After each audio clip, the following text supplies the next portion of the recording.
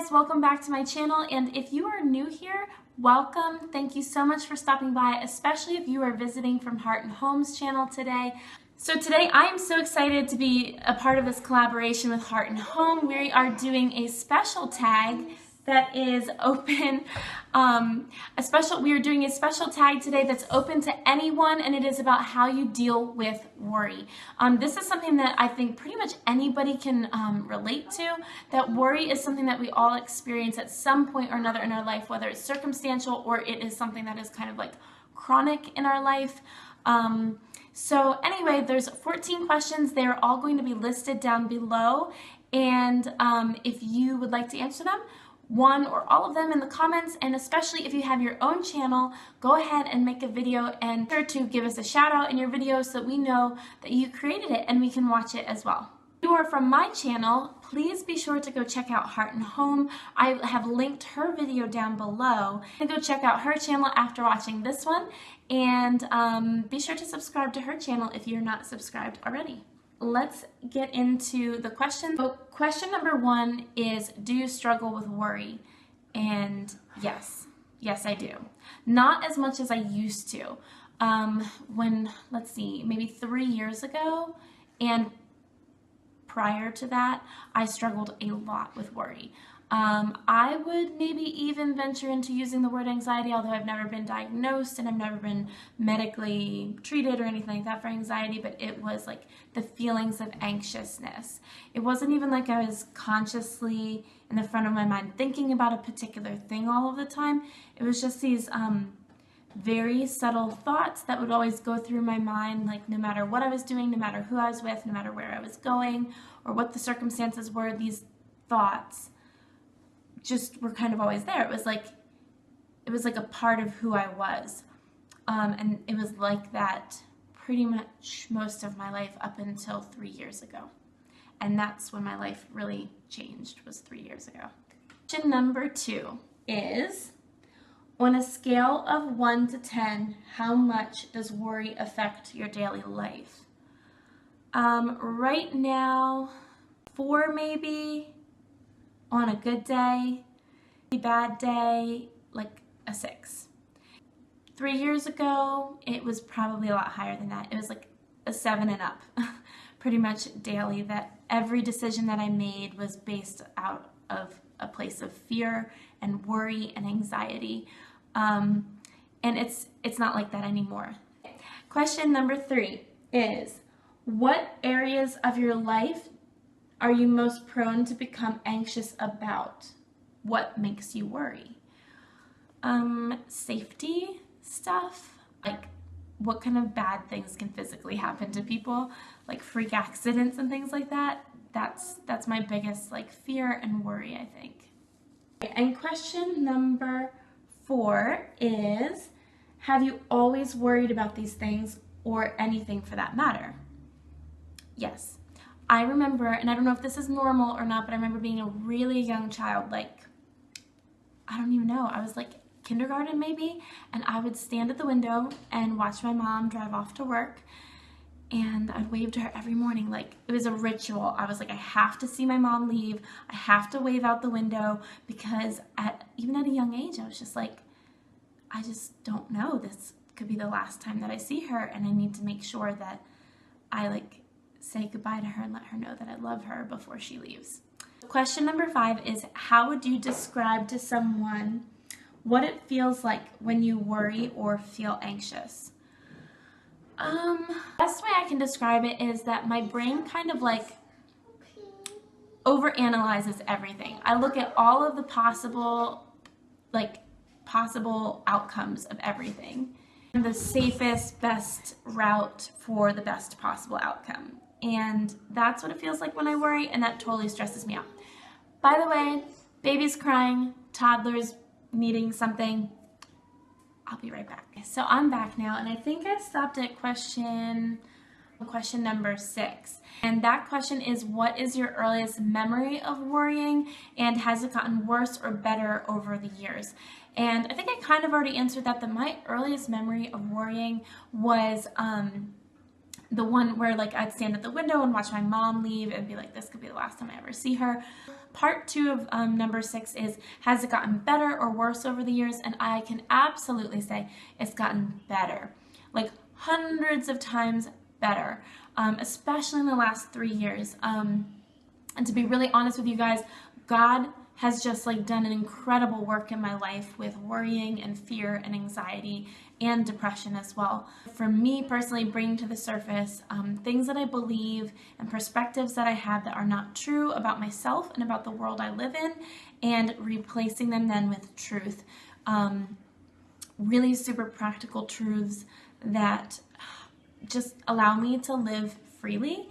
And it's still a struggle, obviously. Like, I still struggle with fear and worry and anxiety, but overall in the long run, I have I'm better equipped now to fight those feelings of worry than I was 3 years ago. Question number 7 is, what do you think triggered, if anything, your tendency to over worry?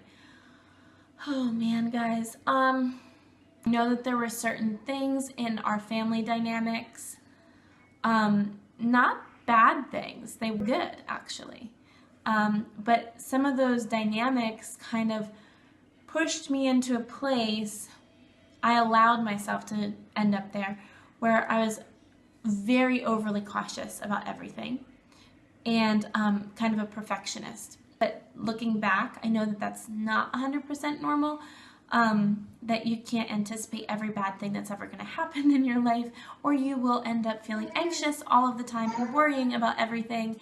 And in my case, that overwhelming weight of worry and anxiety led to depression in my life, I think.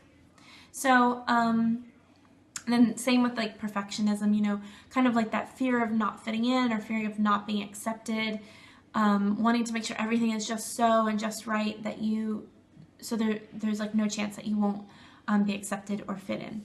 So that stuff had to go, like big time. That stuff had to go in order for me to get better.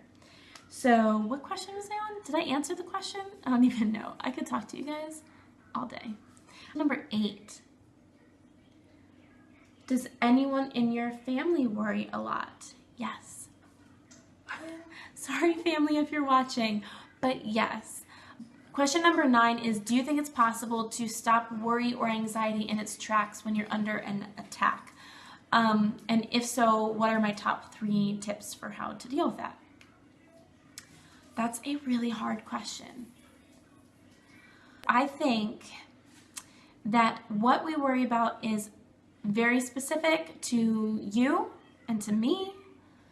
It's very unique and individualized. We don't all worry about the same things, therefore the things that are going to be helpful are going to be just as unique, if that makes sense.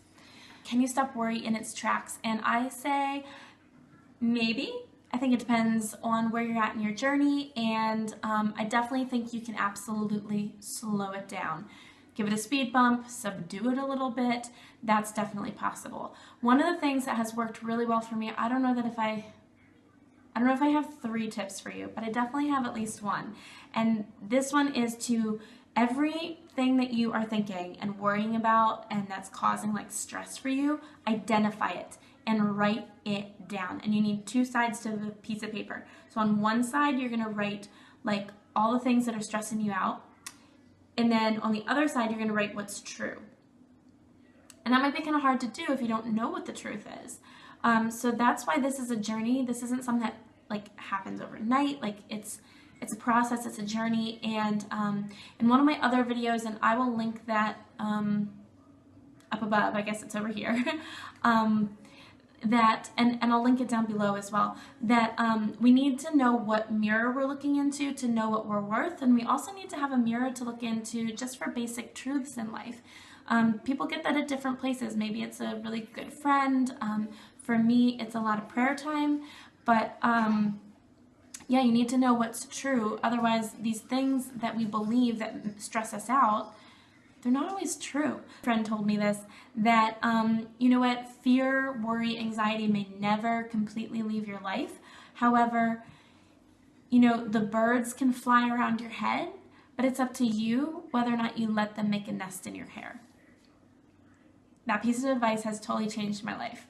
Number 2 would be that question number 10 is there anything you have tried to ease worrying that has not helped? Okay, so question number 10 is there anything you've tried to ease worrying that has not helped? Yes. In my younger years, I'm 30 now, going on 31, and when I was younger, like in my teens probably, and into my early 20s, going out and partying, basically. I was like, I've got stuff on my mind, I'm just gonna go be a free spirit and let it blow away with the wind. And it never ever worked. It actually made my life a lot harder and more complicated and gave me more to worry about. So, don't recommend that. Oh, look who's home. It's Philbo. Hey, Phil. Okay, so question number 11. Question: much of what you typically worry about would you say are rational versus irrational fears or thoughts? Pretty much everything I worry about is irrational. Pretty sure. I mean, sometimes there's things that are rational. The thing that I worry about at this point right now in my life is very hypothetical and therefore not very rational. Question number 12 is, what are some practical ways to avoid falling into the trap of worry to begin with? That's a really good question and a hard one to answer. Okay, so there's a Bible verse. I can't quote the whole thing or even actually where it is. I'm not good at that. But it talks about meditating on what is good and pure and noble and a number of other good, wonderful things. And I would definitely say that that is the number one tip. To fill your mind and meditate on good things versus allowing yourself, because if we're honest, we allow it. It doesn't feel like it, and I know that because I've been there. It does not feel like we allow it. It just feels like it happens to us and we have no control over it at all. But I promise you, you have even just a thread of control. Once you start pulling that one thread, you find another one and another one and another, and before you know it, you've got an entire rope that you're pulling of control over your thoughts. And so, and I only say that because I've been on both sides. And I want to encourage you to find that one thread of control and hold on to that and pull on that thread, and you will find more, and it will add up over time. So, yeah, try to manage your thought life and focus on those good things, whatever it might be, like thankful, being grateful for things, counting your blessings, remembering happy memories versus remembering bad ones on purpose, being very intentional in our thought life. Even just worship is something that is helpful for me, that I will just, if I can't think of anything that I'm thankful for that day, if I can't think of any good memory that day, I just will purposefully make myself say, do I believe that God is good? And I do. And so I'll say it in my head or out loud, like, God, you're good. You are good. And immediately by saying that, I start remembering all the good things that God has brought into my life. It sort of just opens that doorway for thankfulness by telling him very simply and plainly that he is good. So whether you believe that or not, you can take that and do what you want with it, but that's what I do. Question number 13 is, do you think it's possible to overcome worry, or is striving to learn to manage it enough? I don't know. I think maybe, well, see, here's the thing, guys, that I have not fully overcome worry yet. Like, I'm not in a place where I never worry. And I think it's very much so like what I mentioned in one of the earlier questions, that, the birds can fly around your head, but it's up to you whether or not you let them make a nest in your hair. The birds are always going to be there. There's always going to be reasons to worry.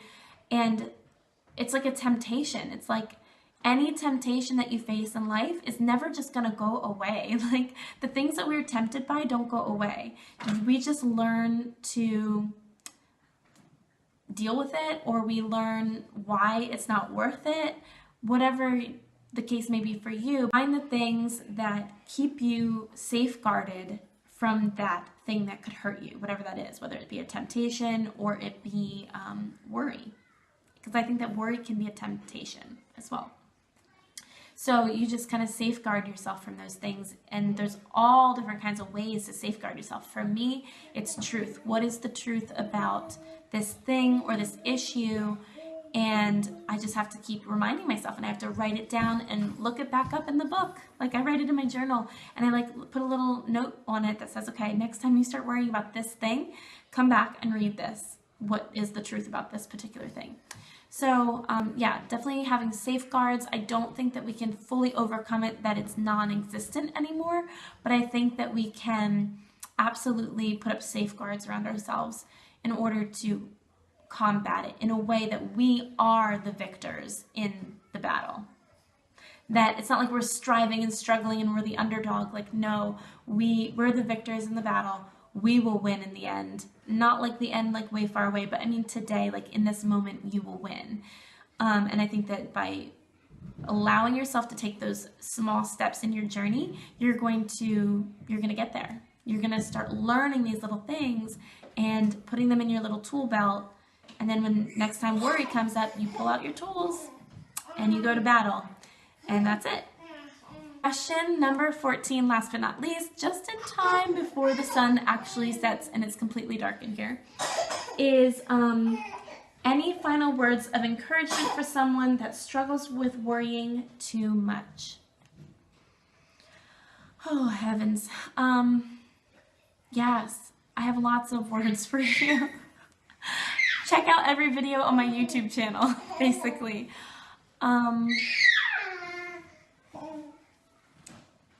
Essentially, if I had to send you with one short thought about worry to encourage you, is that worry is a lie. And there is a truth available to you. And you need to just figure out that truth and hold on to it. Anytime that worry comes back, you tell it that it's an imposter, it's a lie, and that you refuse to live your life that way. You refuse to live in fear, you refuse to live with anxiety in that sense, and say, no, yeah, you need to find whatever that truth is to combat the lie of worry and put it to good use. And it's not something that is going to go away, so don't expect your life to be worry-free. But like I said, you determine whether or not, you know, you're going to let those thoughts come into your mind and make a nest there and make a home there. And just be determined. Be determined to not live in fear and to not live in worry. And when you start making choices that free you of worry, you're going to feel so amazing you're never going to go back. Never. You will never go back once you start making those choices that make you feel so free. So anyway, guys, I hope that those questions give you some insight into my experiences with worrying, and I hope that some of what I shared with you encourages you, and that maybe you are now encouraged to share your story and your experiences with people. And if you have not yet started a journey to be worry-free, I would encourage you to start working on that now, because it's so worth it. And 2 weeks from now, a year from now, you want to look back and say that you started. Like, guys, thank you so much for watching this video all the way to the very end when it's getting dark outside. And if you are new here, please subscribe down below, hit the bell button so you're notified of when my next videos come up. I would love to get to know you guys, so if you have a channel, please do your own video and post this, and make sure to let me know so I can watch it. And also be sure to check out Heart and Home, and her video is linked down below. Heart and Home, thank you so much for collaborating with me on this. It was a great, great video that I am sure is going to encourage lots of people. All right, guys, until next time, I'll see you then. Bye.